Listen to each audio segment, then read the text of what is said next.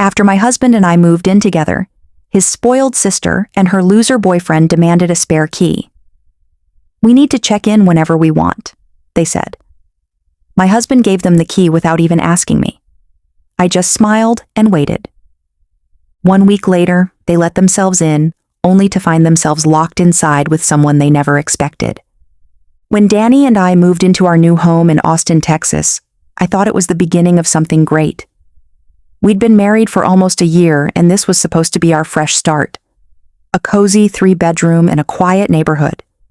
Maybe a place to start a family. Then came his sister Jessica and her loser boyfriend Brad. Jessica was always spoiled and entitled. While we were dating, I noticed things. She would show up and eat all our food. She would sit on Danny's couch for hours watching TV like she lived there. I figured once we were married, she'd respect our space. I was wrong. The day after we moved in, they showed up without warning. No call, no invitation. Just pulled into the driveway like they owned the place. Jessica walked straight to our fridge and started making herself a sandwich. Brad plopped down on our new couch, grabbed the remote, and helped himself to a beer from our fridge. They were both unemployed and had nowhere else to be, so they just stayed. And stayed. Jessica sprawled across our kitchen table, scrolling through her phone while Brad channel surfed for hours, leaving his empty beer bottles on our new coffee table. By 6 o'clock, they were still there. "What's for dinner?" Jessica asked, like we were running a restaurant. "I'm starving. You guys always make the best food." Brad nodded, never taking his eyes off our TV. "Yeah, I could eat." "Nice place," Jessica said, finishing our last slice of bread. "This is way better than your old apartment."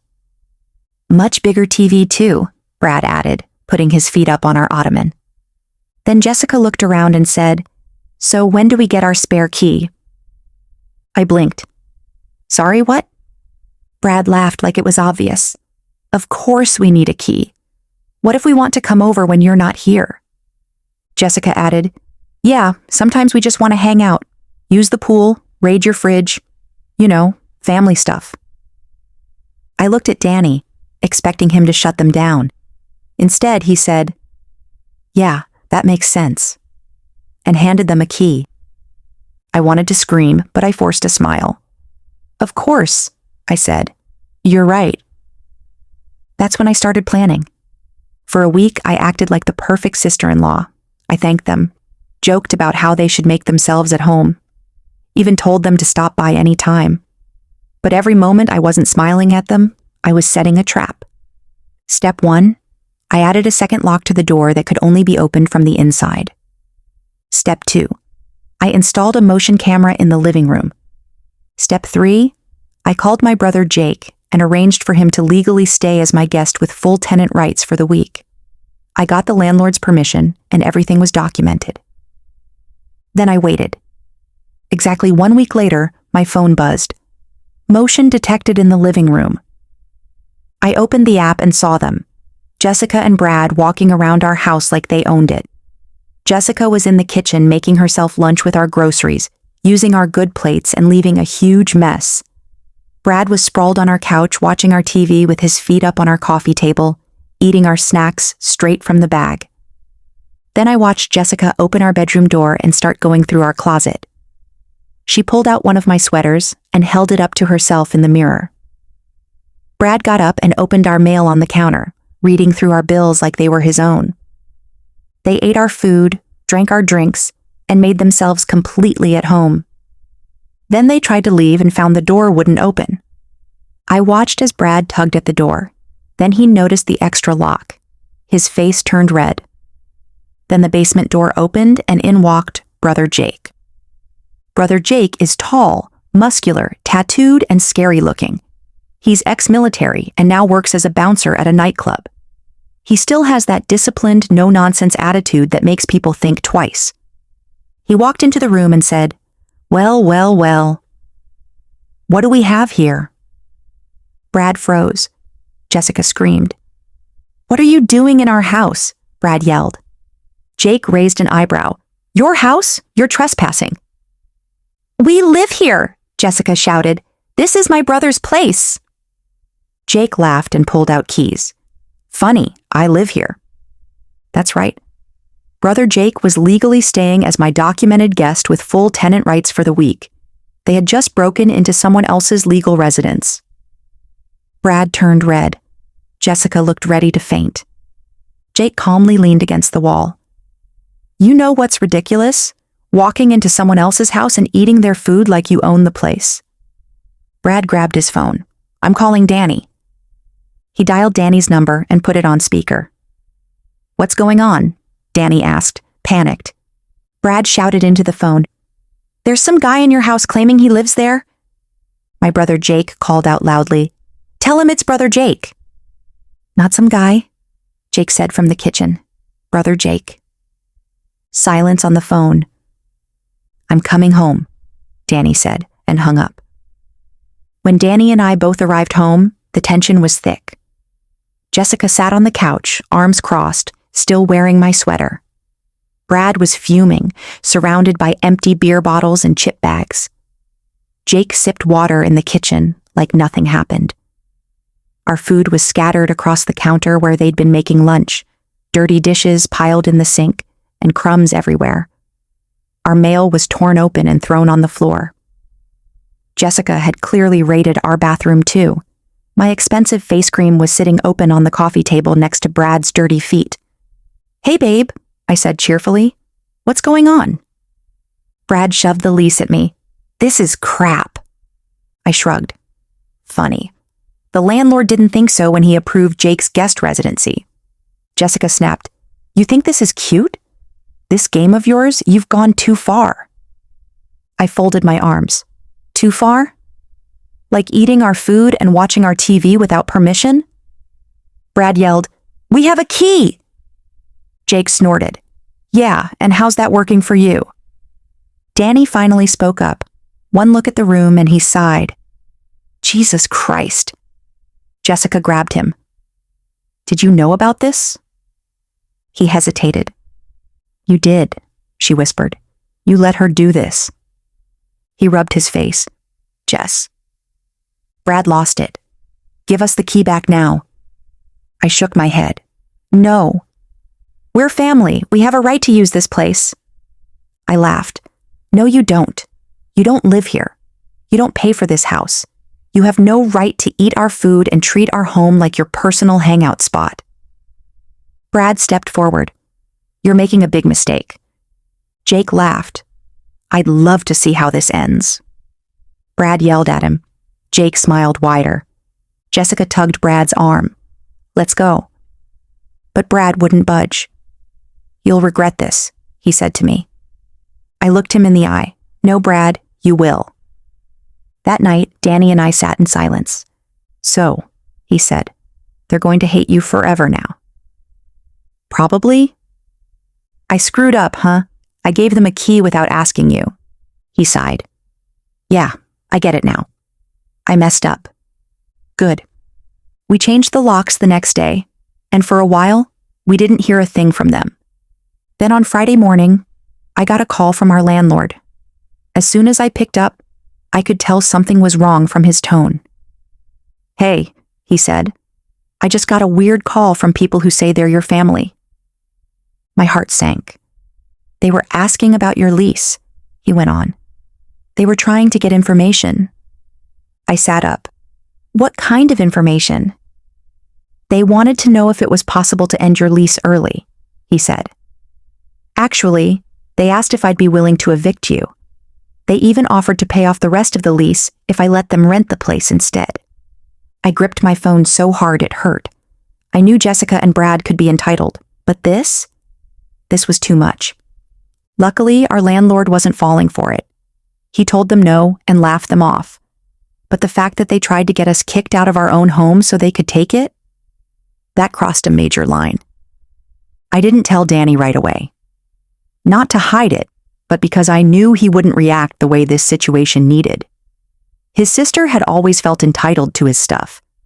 He was starting to see the truth about her, but I wasn't sure he was ready to fight back yet. So I decided to handle it myself. I drove straight to Jessica and Brad's apartment. Jessica opened the door and looked surprised to see me. "Oh," she said with a fake smile. "We weren't expecting you." "Yeah, I figured," I said. "Can I come in?" She hesitated, then let me inside. Brad was lounging in the living room with a beer, feet up on their coffee table just like he'd done at our place. "What do you want?" he mumbled. I sat down, calm and serious. "I know what you did." Jessica stiffened. "What are you talking about?" I looked directly at Brad.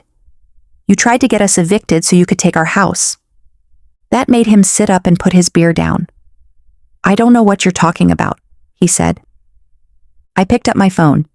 Should I call the landlord and put him on speaker? They went quiet. Brad smirked. "Let's say we did." Jessica gasped. "She's not dumb," he told her. "She already knows." I felt a cold anger take over. So the plan was to kick us out, take our house, and then what? Have your own personal hangout spot that you don't have to pay for? Jessica looked offended. "That house is way too big for just 2 people. We could all live there together." I laughed. "You wanted our house, and you didn't care who you hurt to get it." Brad scowled. "You're being dramatic." I stood up. I was done. "If you ever try something like this again," I said quietly, "you'll regret it." Jessica went pale. "Is that a threat?" I smiled. "Jessica, I haven't even started." Then I walked out. I hoped that would be the end of it. I was wrong. A few days later, strange things started happening. Missing packages, tipped over trash cans, small things. But then one night while Danny and I were watching TV, we heard a loud scraping sound outside. Danny muted the TV. "Did you hear that?" I nodded. We both went to the door. Danny looked through the peephole and froze. "What is it?" I asked. His voice was cold. "My sister is outside." I looked too. Jessica was on our porch holding a key, but we had changed the locks. She tried the key. It didn't work. Then she banged on the door. "Open the damn door," she shouted. We didn't move. She pounded again. "I know you're in there." I grabbed my phone and started recording. Danny looked stunned, like he couldn't believe this was really happening. "Jessica," I said through the door, "you need to leave." "This is my brother's house," she yelled. "I have a right to be here." "No," I said firmly. "You don't." Suddenly, Brad's voice came from the side of the house. "Danny, just open the door. We just want to watch TV and grab some food." Danny was shaking. Then he said, "Jess, you need to go." Jessica hit the door hard. "You're making a huge mistake." Then the backyard lights turned on. I looked and saw a shadow moving near the fence. I didn't wait. I called the police while Jessica kept yelling. The red and blue lights flashed outside.